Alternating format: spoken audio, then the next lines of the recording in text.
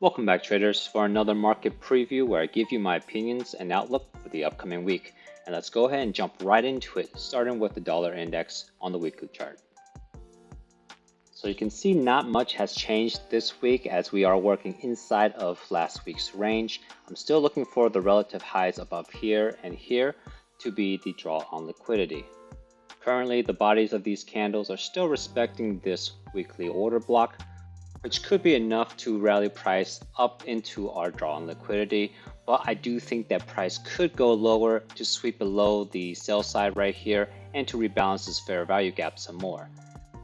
Last week I talked about this order block and I still have it on my chart with the mean threshold drawn out. I do not want to see price close below this mean threshold. If it does, then I'll be looking for lower targets back into this volume imbalance or even into a lower fair value gap. So there's a lot of possibilities, but I favor price coming down to sweep the sell side and rebalance this fair value gap before it rallies up to take our draw on liquidity.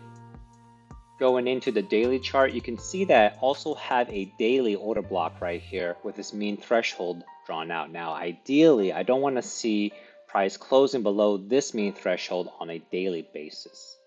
Now, what I want to see is price coming down to sweep the sell side and then going up, creating a market structure shift right here, and then reaching for our relative highs.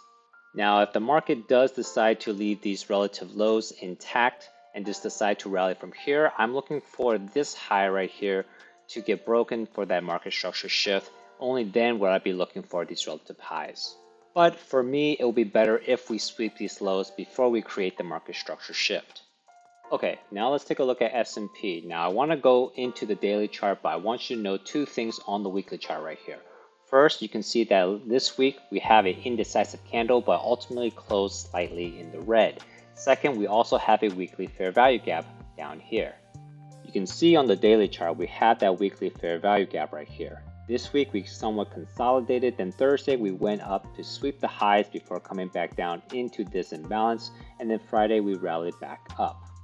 So I think the dollar index can go down a little bit more, so S&P can come up to take out this high, or it could come down to reach for this weekly fair value gap. It is 50-50, so just be a little cautious this week. But I do want to drill in a little bit deeper into the 4-hour chart.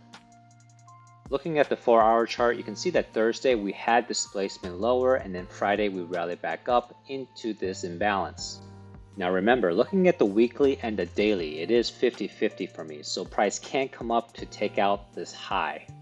So there is that potential, but I think entering into a long is going to be really tough.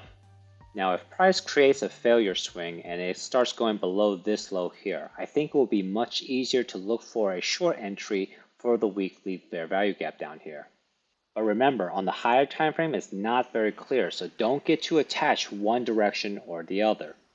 Here's Nasdaq on the weekly, and you can see we do have a weekly fair value gap, and also this week's candle is a fairly strong up close candle.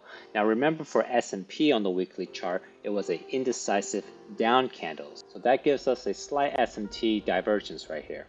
Here on the daily chart, you can see this week we've been consolidating above the relative highs up here, with Friday being an inside day. So it's 50-50, price can come to take out the highs up here, or it could come down. Now if price does come down and trade through this weekly fair value gap, I'll be looking for price to go down into this daily fair value gap. But let's go down to the 4-hour chart and get a little bit more detail. On the 4-hour chart, we do have the daily fair value gap right here should we trade through this weekly fair value gap. But I want to zoom in on the most recent price action right here. Zooming in, you can see Thursday we have that displacement, and then Friday we rally back up into this fair value gap. And you can see the bodies of the candle staying below 50% of that fair value gap. Also, there's a 4-hour fair value gap right here that you want to keep your eyes on. So it's 50-50, it can go either way, it could come out and take the highs or take the lows. But keep your eye on this fair value gap right here. I think this is going to be very important. If we see this fair value gap supporting price, I think it will be easier to take a long in Nasdaq instead of S&P because it is the stronger of the two.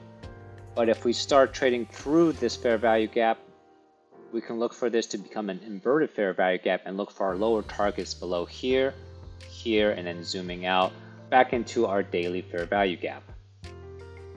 So that's it for me this week. Not much has changed since last week, but I hope you got something out of it. Remember that Monday is a holiday. Happy Memorial Day to everybody. So enjoy your 3-day weekend, and until I see you guys next time, safe trading.